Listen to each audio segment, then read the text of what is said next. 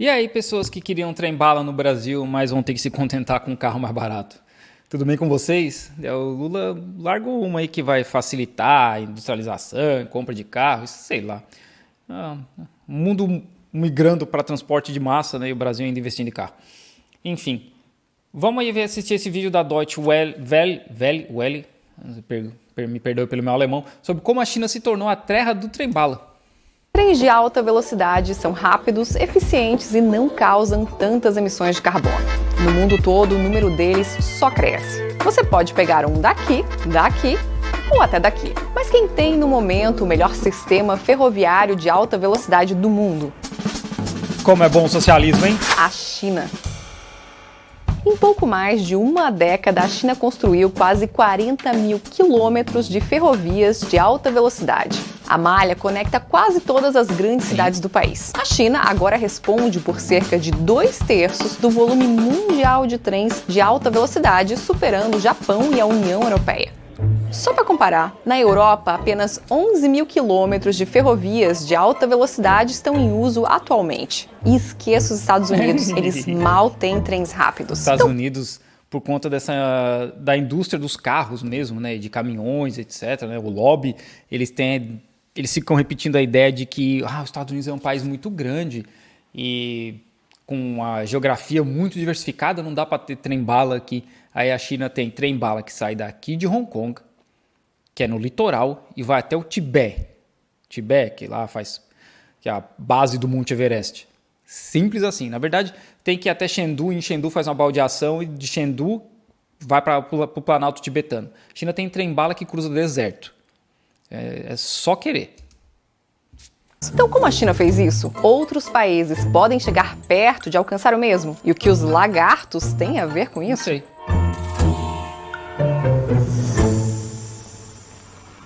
Para você ter uma ideia de quão impressionante essa história é, nós precisamos voltar um pouco no tempo. Em 1964, o Japão foi o primeiro país a ter um trem-bala. A UIC, que é a União Internacional de Caminhos de Ferro, define alta velocidade como mais rápida que 200 km por hora. Naquela época, os trens-bala Shinkansen podiam rodar a 210 km por hora. Ansiosos para entrar na competição, os Estados Unidos inauguraram o serviço Metroliner entre Nova York e a capital Washington em 1969. A França foi a próxima. Em 1981, o país inaugurou uma linha entre Paris e Lyon. Depois disso, foi a vez da Alemanha, que embarcou com o Intercity Express em 1991.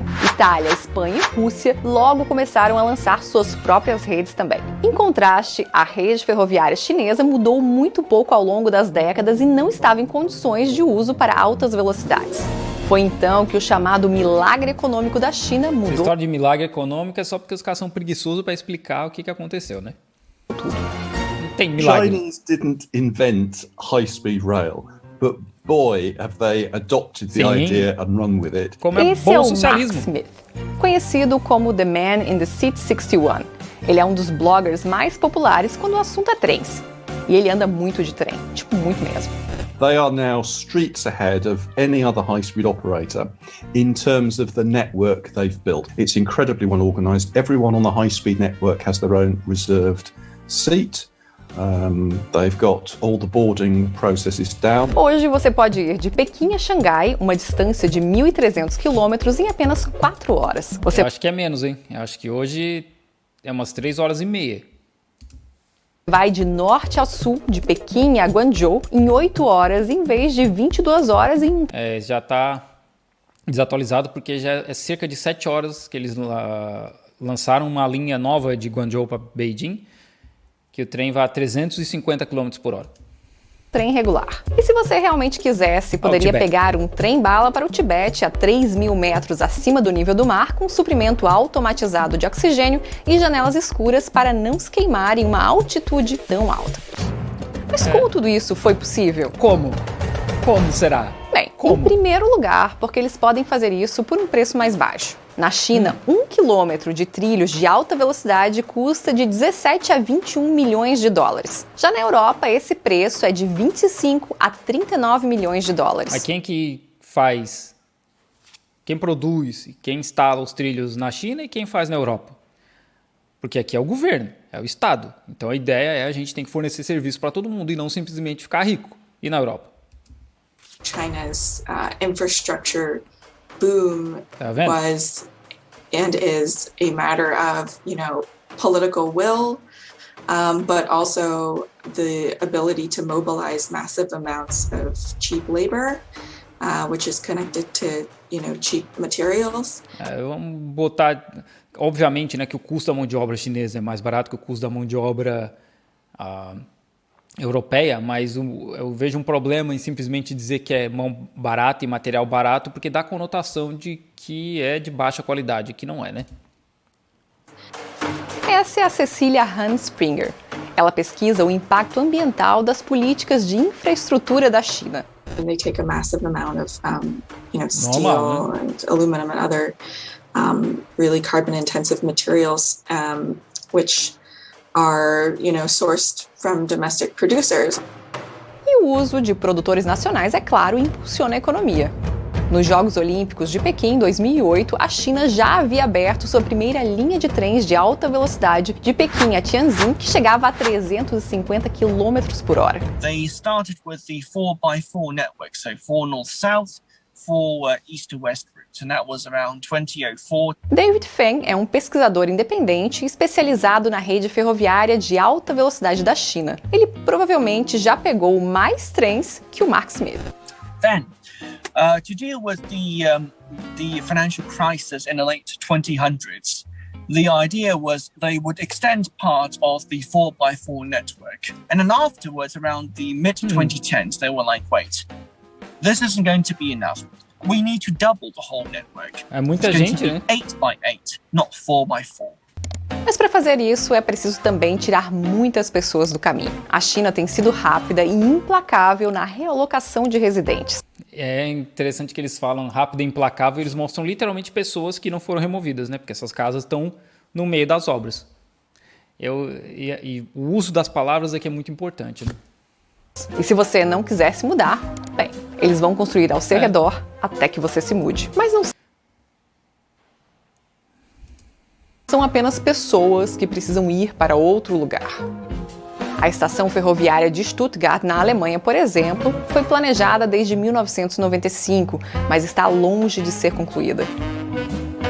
Ela enfrentou problemas intermináveis de orçamento e planejamento, incluindo lagartos.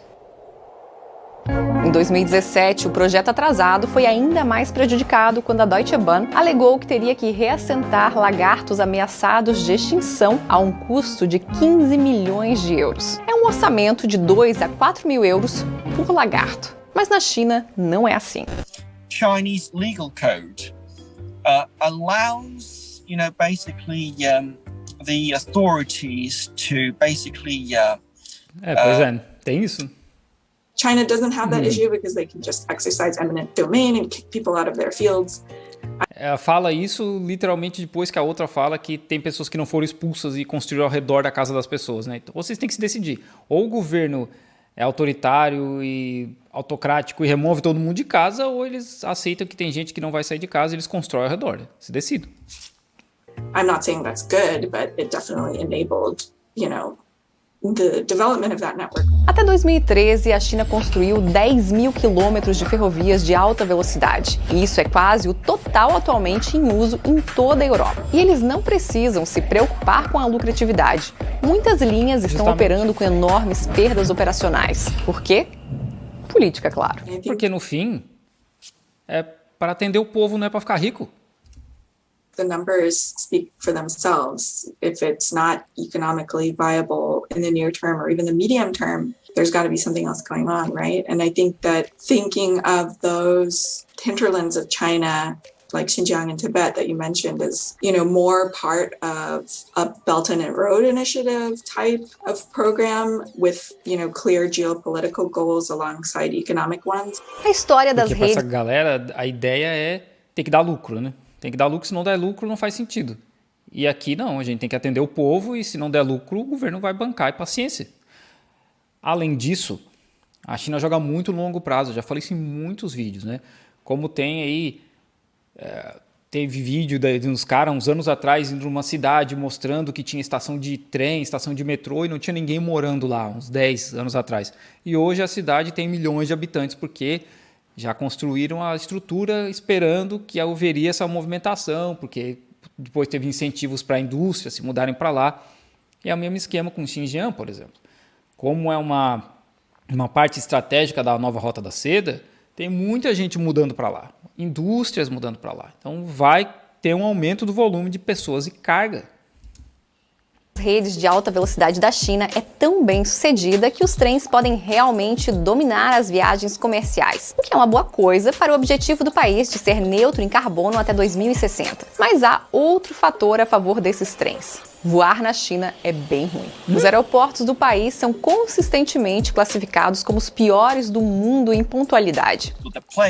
Olha, isso é óbvio, né, que eu vou falar da minha experiência, que sozinho isso não gera nada, né? Mas nesses anos todos que eu estou aqui, eu acho que eu tive um atraso de voo na China. Acho que só um. Planes, I was used to delays of up to 5, 6, even 7 hours. I got back in Beijing at 4 in the morning when I was supposed to be at home like about 10 or 11. Ele pode agradecer aos militares por isso. Eles controlam cerca de 3/4 do espaço aéreo da China. Isso significa que os voos comerciais têm que esperar até que o exército dê o sinal verde para a decolagem. E adivinhe para quem isso é bom. The rails have basically outcompeted the airline companies, like say for example between eastern China to central China.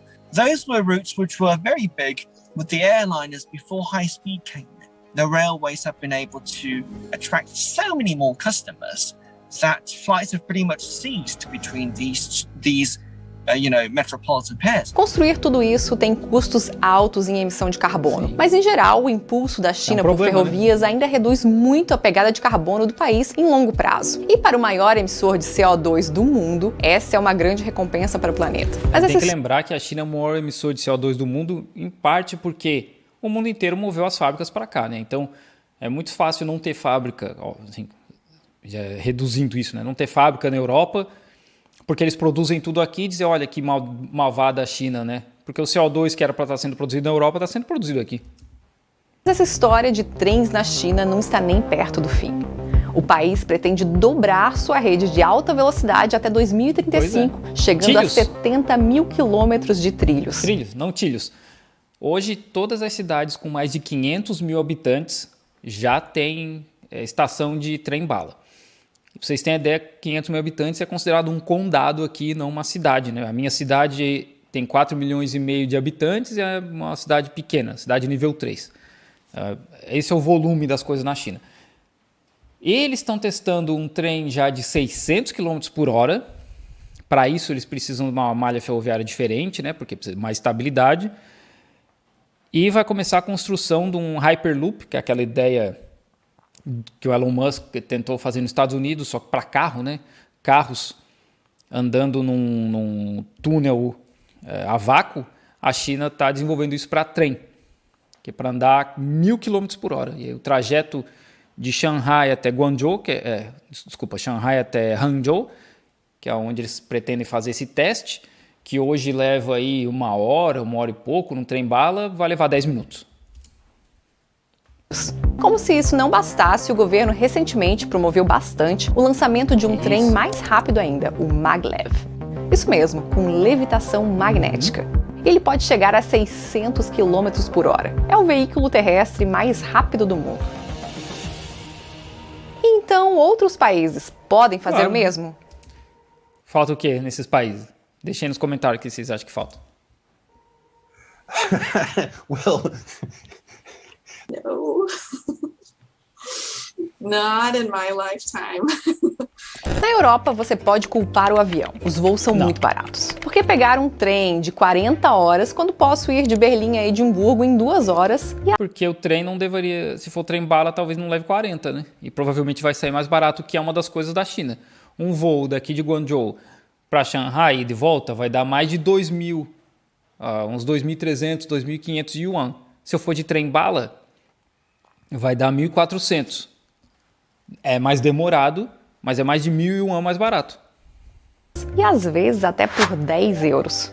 As viagens aéreas na Europa têm aumentado nos últimos anos. A pandemia abalou todo o sistema de viagens, mas o sistema ferroviário foi tão atingido que a UE lançou uma campanha para atrair viajantes de volta. Mas o maior problema do bloco é bastante óbvio. Há 27 países nele. A Europa tem sua própria agência ferroviária, mas não tem o poder legal para regular projetos ou fazer prazos serem cumpridos. Isso torna a coordenação transfronteiriça de horários e tarifas numa bagunça.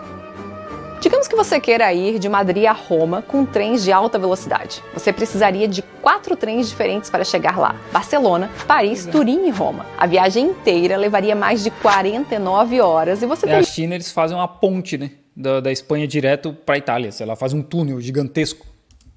teria que reservar cada trecho separadamente de diferentes fornecedores.